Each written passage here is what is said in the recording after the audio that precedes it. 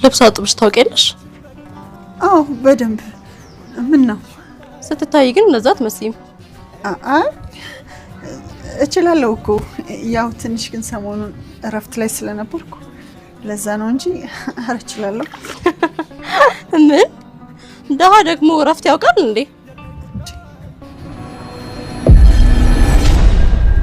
ምን እያልሽ ነው? እኛ ሰው አይደለን? እንዴት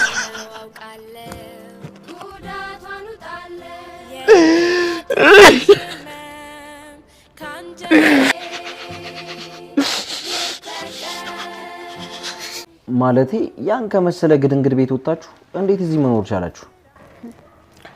ላስችል አይሰጥም ሲባል አልሰማህም? የእናንተ ግን ከባድ ነው። መታገስ አልችልም ከዚህ በላይ። ለምሳሌ እኔና ሴር ከትዳር በፊት ምንም ላናደርግ ቃል ተገባብተናል። እኔና ድንብላልን ካንቺና ከጆሮ ጋር ያወዳደራችሁም ባልሆነ እንዴት ነው ማንወዳደረው? እናንተ እኮ ድንጋይ ናችሁ። እኔ እንደውም ዝም ብዬ ሳስበው ከትዳር በኋላ ራሱ የምታደርጉ አይመስለኝም። ለምንድን ነው ግን እንደዚህ ቁጡ ሆንሽ? አሁን ምን ልታዘዝ? የሰጠሽ ገንዘብ ለኔ ምንም ባይሆን ላንቺ ግን ብዙ መሆኑን አውቃለሁ። እናማ ለአንዲት ሌሊት አብርሽ ባድር ከሰጠሽ ገንዘብ በላይ ጠፋ አድርጊ ስትሻል ምን አልክ አንተ ውሻ? ተረጋጋ። ሰማኛለህ? እኔን ሰላምን በገንዘቤ ልትገዛኝ እንዳይሆን እዚህ ድረስ የመጣው ምን ችግር አለ?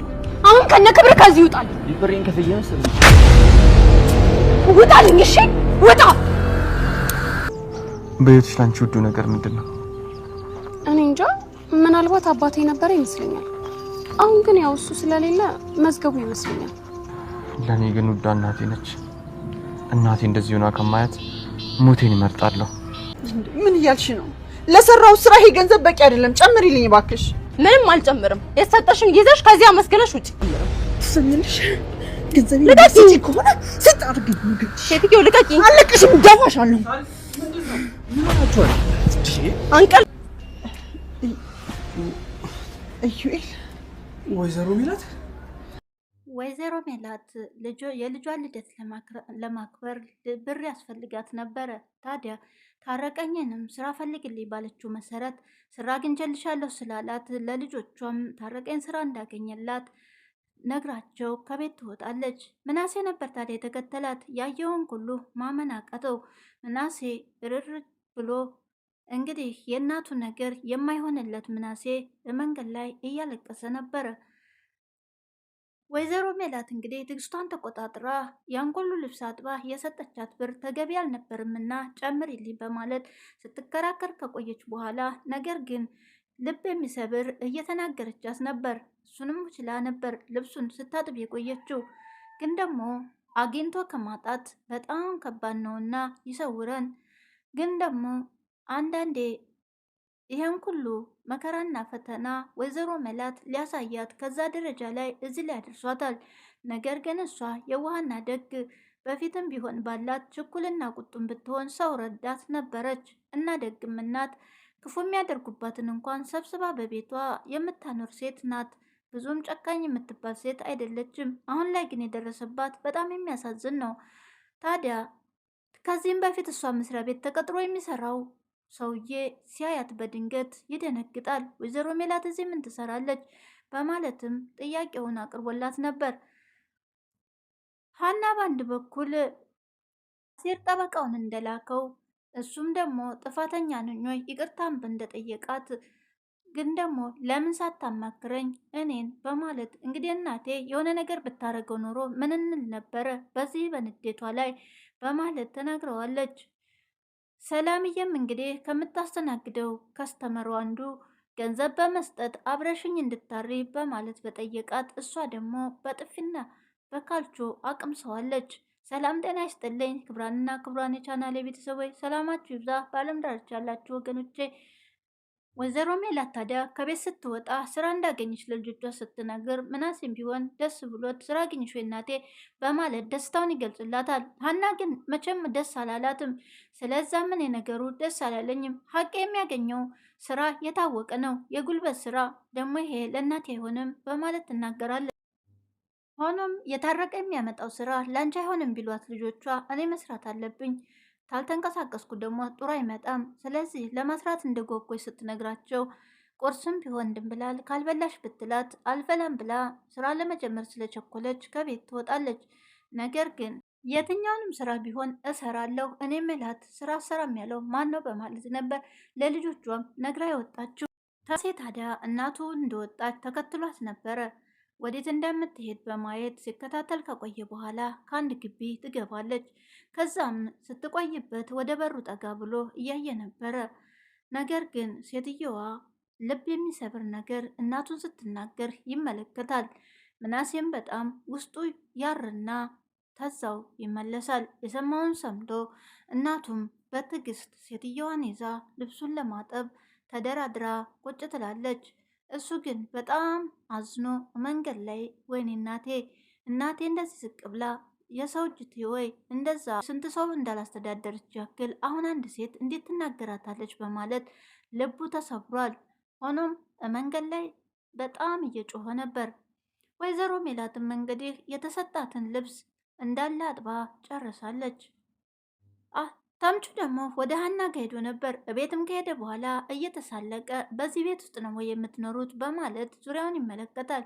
አዎ ምን ችግር አለው ስትለውም ከዛ እንግዲህ ከመሰለ ቤት ውስጥ ወጣችሁ በዚህ ስትኖሩ ትንሽ አይከብዳችሁም ወይ በማለት ይነግራታል። ምን ይከብዳል ላይችል አይሰጥም አይደል የሚባለው በማለት እንግዲህ ታዲያ ለምን እንደቀጠረችውና ለምን እንደጠራችው ግን ደግሞ እኔን ነው ወይስ ጆሮን የፎነቅቅሽው ይላታል። አንተ ትቀልዳለህ በማለት ላይሆን ለድንብላል እናውራ ልትኝ እንዳይሆን ሲላትም አዎ ምን ችግር አለው ስለ ድንብላልና ስላንተ ማውራት ስለፈለግኩ ነው ትለዋለች። እሷ ጨካኝ እህት ናት። አንድ ሌሊት ሙሉ ተንበርክኬ ስለምናት እምቢ አለችኝ በማለት እንግዲህ ይነግራታል። ታዲያ እስከ ሰርግ ድረስ ብትጠባበቁ ምን ችግር አለው ለምን ትቸኩላለህ በማለት ተወደድካት ታዲያ ለምን አጠብቃትም ስትለው እኔ እኮ ስለምወዳት ግን ደግሞ መጠበቅ አልችልም በማለት ነው እንግዲህ የመለሰላት።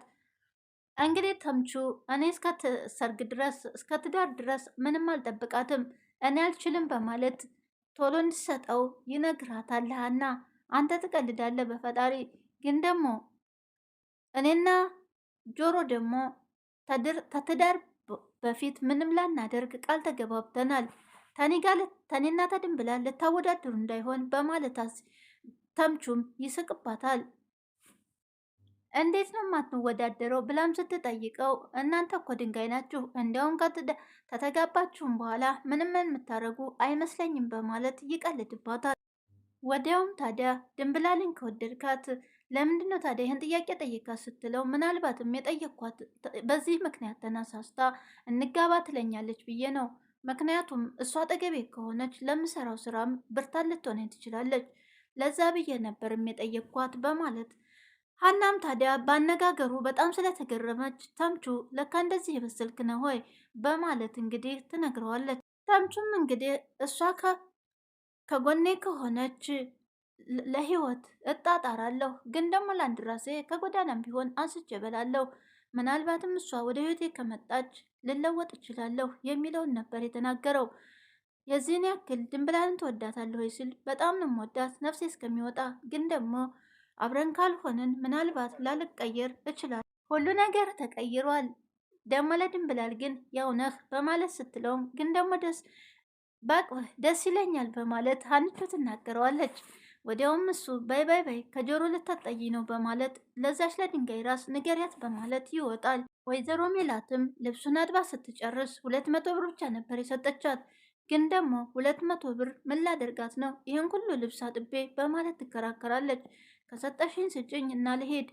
እንዴት እንደዚህ ታረጊያለሽ በማለትም እውነታውን ማጠብሽ ነው ወይ በማለት ያጠበችላትም ሴት ትናገራለች። ግን ደግሞ ቆይ ልጠይቅሽ፣ አንድ ሳሙና ለመግዛት ራሱ ስንት ብር ነው? ሳሙና የማይገዛ ብር እንዴት ትሰጭኛለሽ በማለት እንግዲህ የኑሮውን ጣራ መንካትም በዛው ያስታውቅ የለፋውበትን ጨምሪና ስጪ ብትላትም ልሰጣት አልፈለገችም። ይሄንን ይዘሽ ከዚህ ቤት ውጭልኝ በማለት ትናገራለች። ወይዘሮ ሜላትም ለጊዜው ትናደድና ገንዘቤን ካልሰጠሽኝ አንቅሻለሁ በማለት ጉሮሯን ትይዛታል። ወዲያውም ታዲያ አንድ ሰው ምን ሆናችሁ ነው ብሎ ለማገላገል ሮጦ ይመጣል። አንቃ ልትገድለኝ ነው በማለት ሴትዮውም ትናገራለች። ዞር ብሎ ሲያያት ወይዘሮ ሜላት ነበረ። በጣም ይደነግጣል። ወይዘሮ ሜላት እዚህ ምን ትሰሪያለሽ?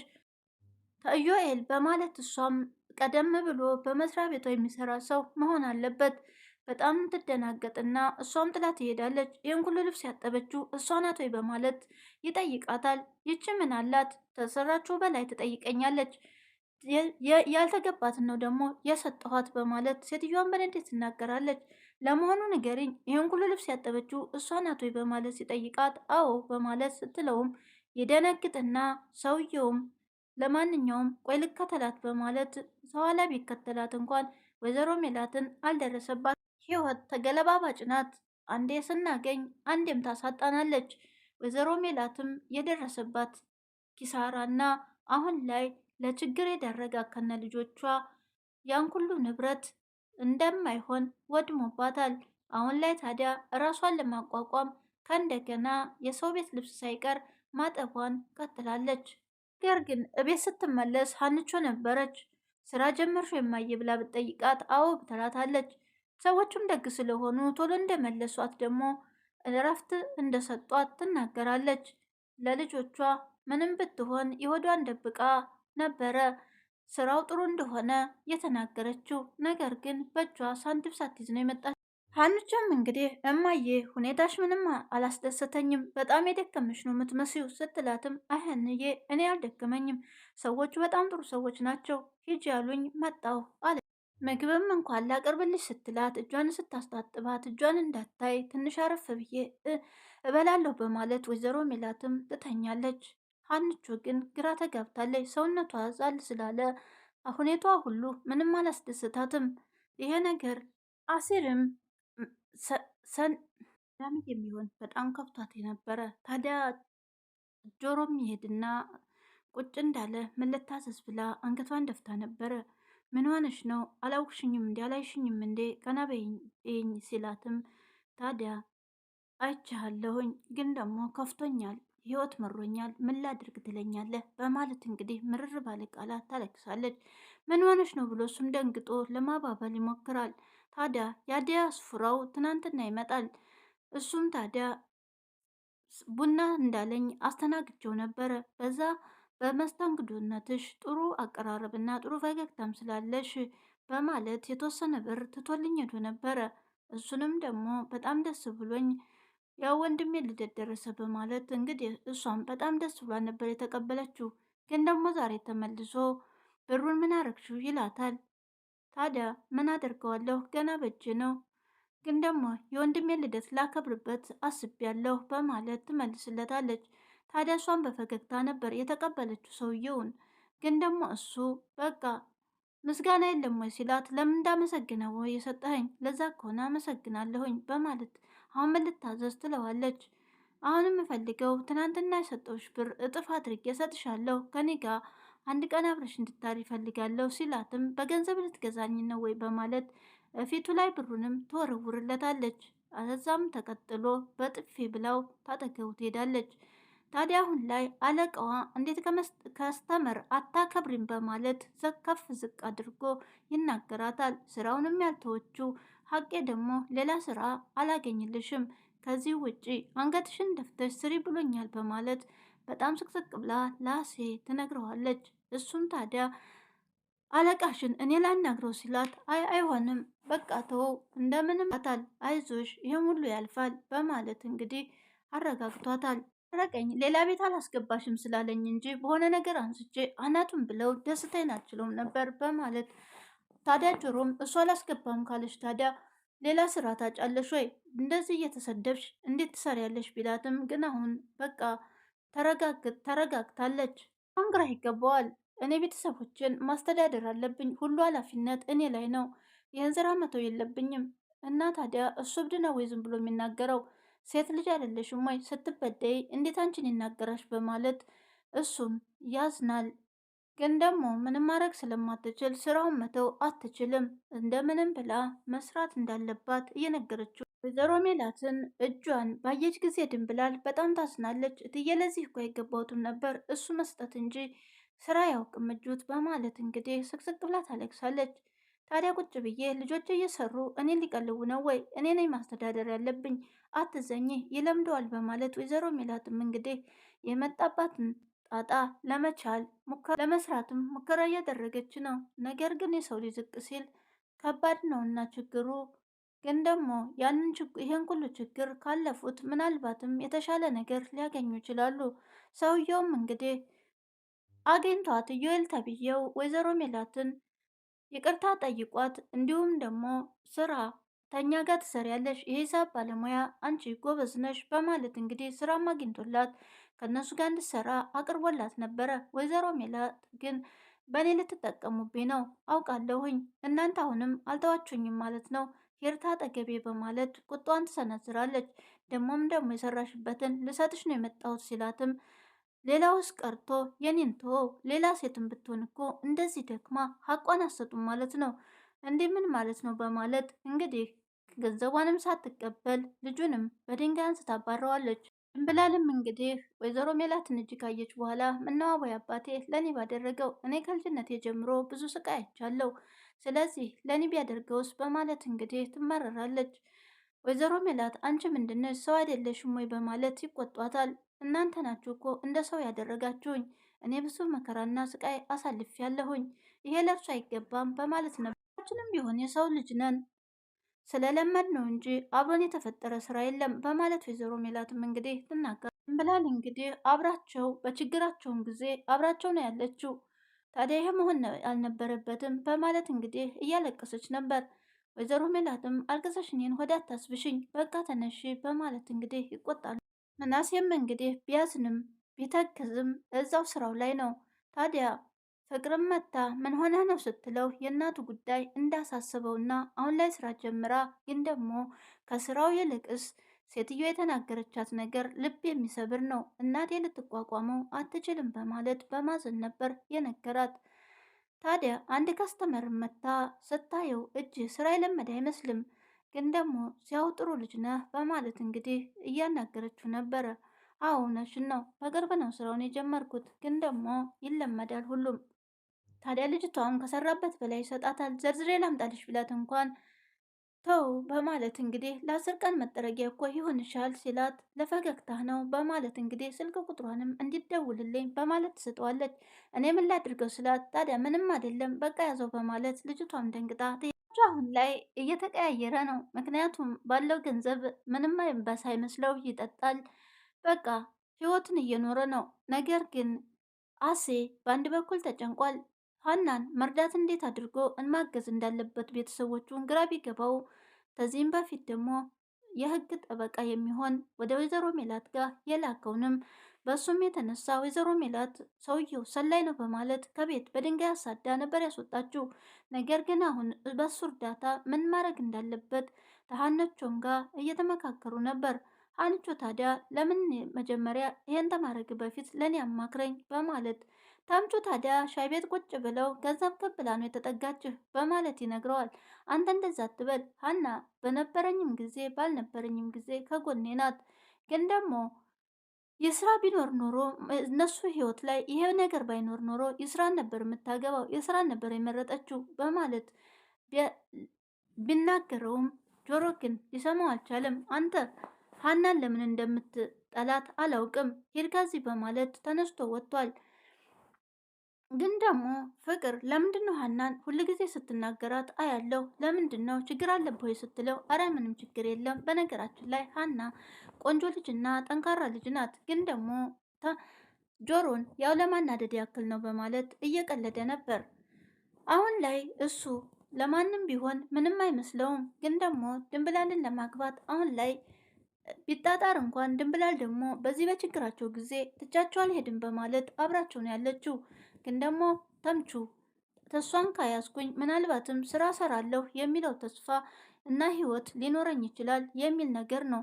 ድንብላል ደግሞ ያን ነገር ትሰጭኝ እንደሆነ ስጭኝ፣ ካለበለዛ እኔ ጋር ድርሽ እንዳትይ ስላላት መንገድ ላይም ጠብቃ ለምን እንደው በሄድኩበት የምትከተኝ እዚህ እንደሆንኩኝ ማን ነግሮች ነው ሲላት፣ ብርቱካን ማናት እያለ እሷንም ይናገራታል። ታዲያ ድንብላልም በቃ ልስጥ ስትለው እንደውም ትቼዋለሁ ካሁን በኋላ አልፈልግም ይላታል። እንግዲህ ሀሲርን እንደዚህ አይነት ነገር ማድረግ ስትፈልግ ቀድመህ ለእኔ አማክረኝና ሁሉንም እናደርገዋለን በማለት እኔ ባማክርሽ እሺ ትይኛለሽ ወይ?